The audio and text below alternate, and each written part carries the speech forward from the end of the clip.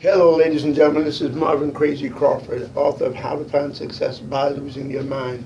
I have some awesome news, some great information, I think, for each and every individual who is present. I have a quote that comes to mind, and one of the quotes is, when the purpose of a thing is misunderstood, then abuse is inevitable.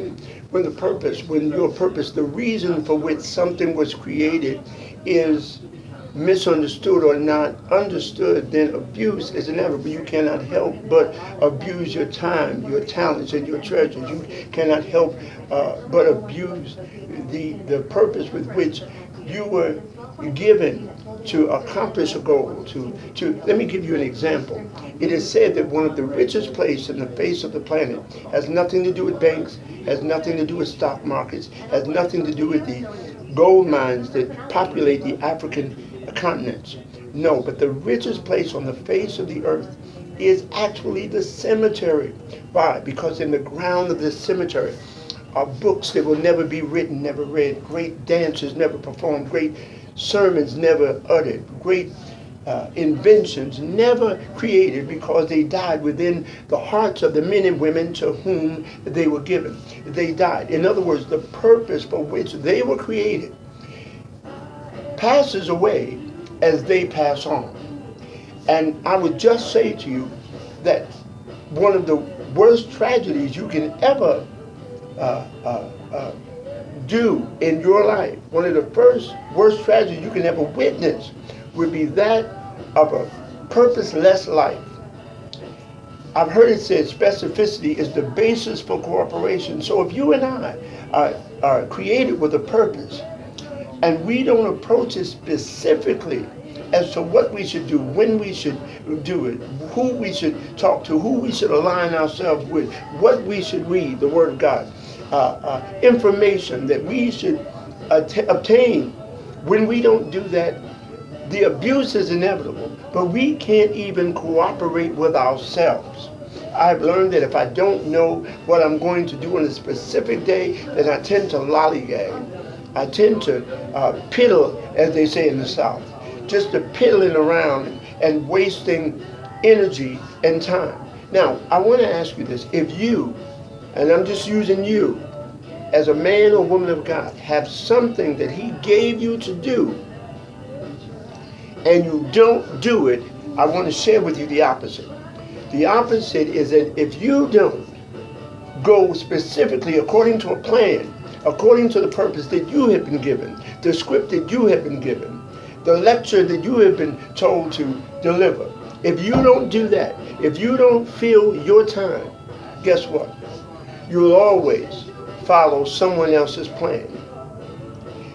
Jim Rohn said that, and I like what he added to it. He said, guess what some people got planned for you? So, in other words, if you don't walk according to that which you've been designed to do, the very dance that you were designed to perform, the song you were destined to sing, the book that you were authored to write, if you don't do it, you'll fill somebody else's time. You'll fill someone else's agenda, which is to offset your purpose. I want to give you a real quick story. Many years ago, there was a young child. Let's just say there was a father, and you're passing by a house anywhere in USA. It doesn't matter, because it applies to us all.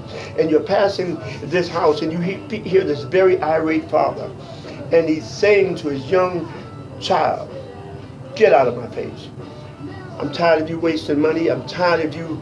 I'm doing the best I can, working 2 jobs just to keep a roof over your head and food on the table, and you just waste my money. Now let me back up and tell you what she had done.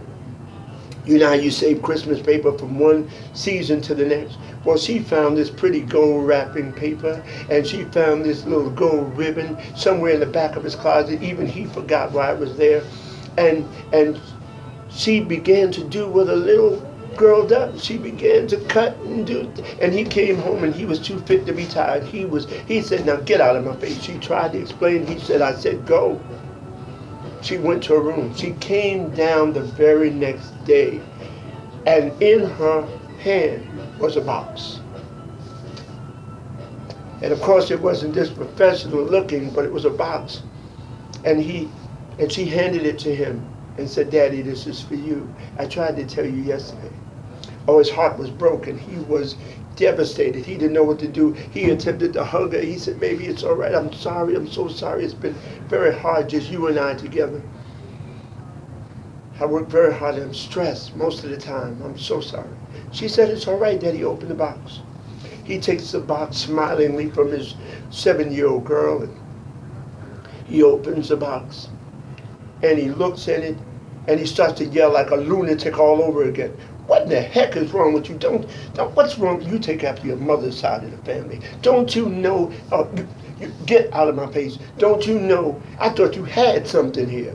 Don't you know that when you give someone a gift that is not supposed to be empty?" The little girl breaks into tears and she begins to cry. She begins to bawl, in fact. And she says, "No, Daddy, you don't understand. I blew kisses in it all day for you." Wow. Wow. He goes to hug away what he cannot hug away, because the scripture said that life and death is in the power of the tongue. So he goes to hug away and he says, "I'm sorry. I'm sorry. I'm sorry." Well, it just so happens about a month later, the girl gets ill and she passes away. And it said for the rest of this man's life that he was known to keep this box by his bed. And whenever life would disappoint him, whenever a contract didn't come through, whenever a relationship failed, whenever something devastating or disappointing happened, he would take off this lid, reach in, grab a kiss, apply it to his cheek, just to make it another day.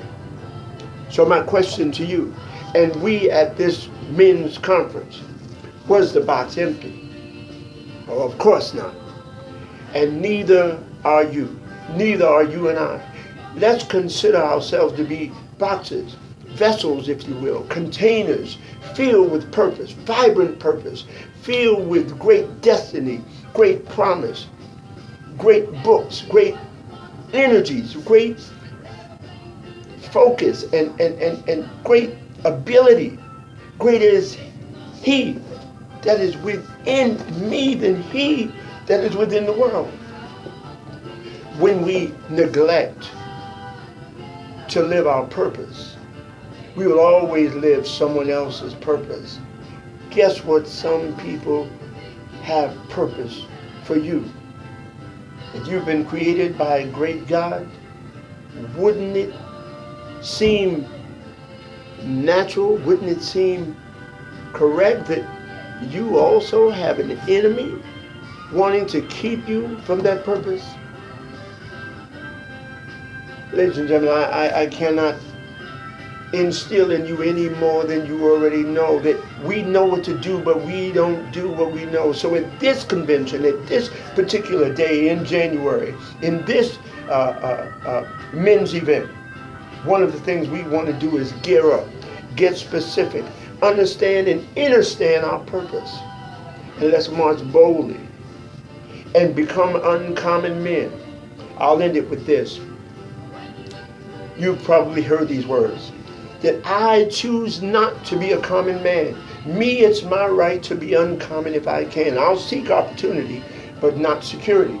I refuse to be a kept citizen, humble and dull by having the state look after me. I prefer the challenges of life to its guaranteed existence, the thrill of fulfillment to the stale calm of utopia. I shall not bow to but one master, nor bend to any threat. It is my heritage to stand up erect, proud and unafraid to think and to act for myself, and to face this world boldly and say, this, with the purpose of God, I have done. Thank you.